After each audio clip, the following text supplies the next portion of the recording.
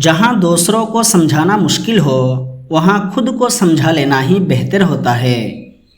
عقل مند اپنے فیصلے خود کرتا ہے، جاہل عوام کی رائے پر عمل کرتا ہے۔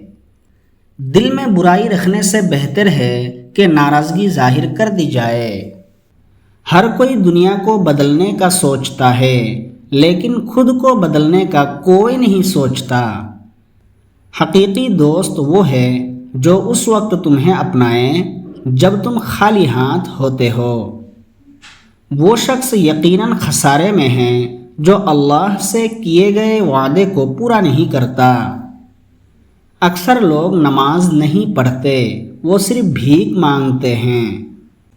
جو ذات رات کو درختوں پر بیٹھے پرندوں کو نیند میں گرنے نہیں دیتی، وہ ذات انسان کو کیسے بے یار و مددگار چھوڑ سکتی ہے؟ میں جس طرح جیتا ہوں اسی طرح اکیلا ہی مر جاؤں گا۔ رشتے ہماری سب سے بڑی طاقت ہوتے ہیں لیکن ہم ان کو اپنی سب سے بڑی کمزوری بنا لیتے ہیں۔ کسی کی غلطیوں کو بے نقاب نہ کرو، خدا بیٹھا ہے تم حساب نہ کرو۔ اپنی بری عادتوں اور برائیوں کو جلد از جلد سدھارنے کی کوشش کریں کیونکہ دیر کرنے سے عادت پختہ ہو جاتی ہے۔ جب ہار جانے کا وقت ہو تب جیت جانے کا مزہ ہی کچھ اور ہوتا ہے۔ حساب کتاب صرف رب نے صحیح رکھا، سب کو خالی ہاتھ بھیجا اور خالی ہاتھ لوٹاتا۔